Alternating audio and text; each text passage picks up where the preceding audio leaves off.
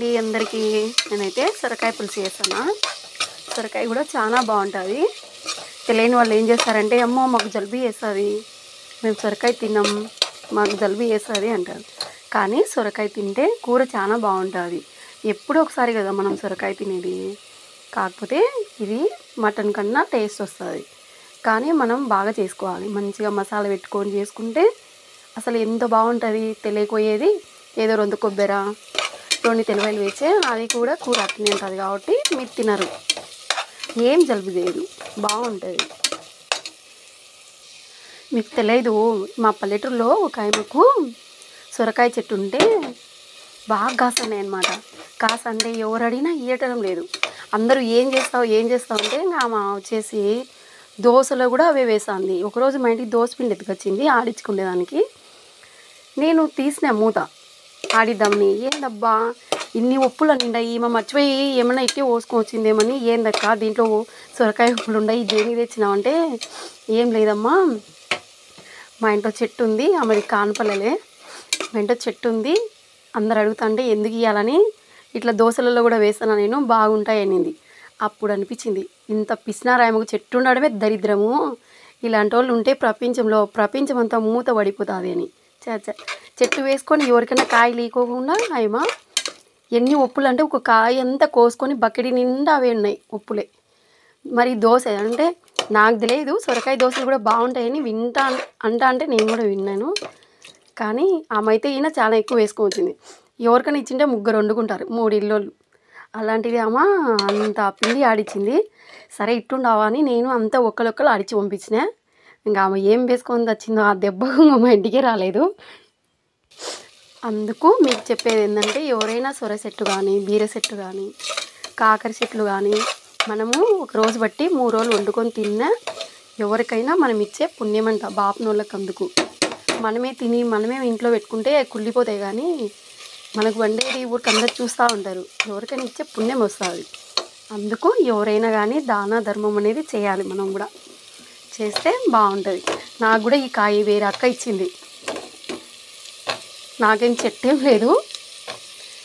మనం కూడా ఏదైనా ఇచ్చే మనకు ఎవరైనా ఇస్తారు అంతే. అంత ఇటు చేసుకొని నాకైతే సొరకాయ అంటే చాలా ఇష్టము.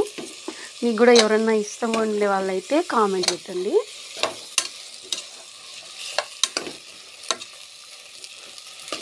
దీంట్లోకి రొట్టె వేసుకుంటే చాలా బాగుంటుందంట. కానీ మేమైతే రొట్టెలు అయితే తక్కువ తింటాం, అందుకని రొట్టె ఏం చేయము, చపాతీ చేసుకుంటాం. ఎప్పుడైనా ఏ కూరలైనా ధనియాల పొడి తక్కువ వేసుకోండి, బాగుంటుంది. ఎందుకంటే ఇప్పుడు ధనియాలు చేదు వస్తుంది కాబట్టి పొడి తక్కువ వేసుకుంటే బాగుంటుంది.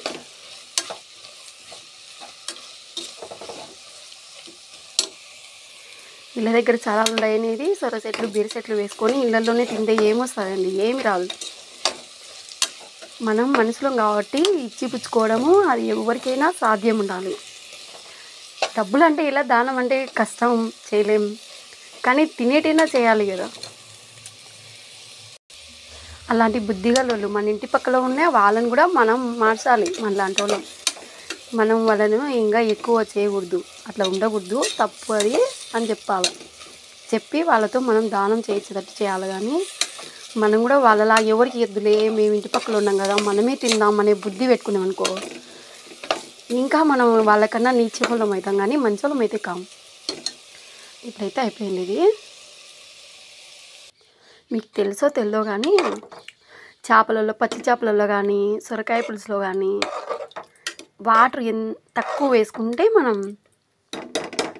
బాగుంటుంది. ఎక్కువ వేసుకున్నాం అనుకో దీంట్లో వాటర్ అనేది ఉంటుందంట, అందుకు ఎక్కువ వాటర్ తాగదు. కొంచెం కూర గుజ్జు ఉంటేనే బాగుంటుంది. ఒకవేళ పులుసు కావాలనుకునే వాళ్ళు పెట్టుకోవచ్చు, అది మన ఇష్టం. కానీ ఎక్కువ పులుసు పెట్టుకుంటే టేస్ట్ అనేది ఉండదు.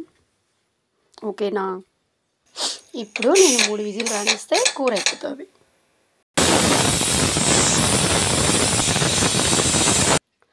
మన కూర అయితే అయిపోయింది ఆల్మోస్ట్. మా ఇంట్లో మేము కూడా గట్టిగా తినాం కాబట్టి పులుసు మాత్రం తింటాం కాబట్టి కొంచెం పులుసు వేసుకున్నాం.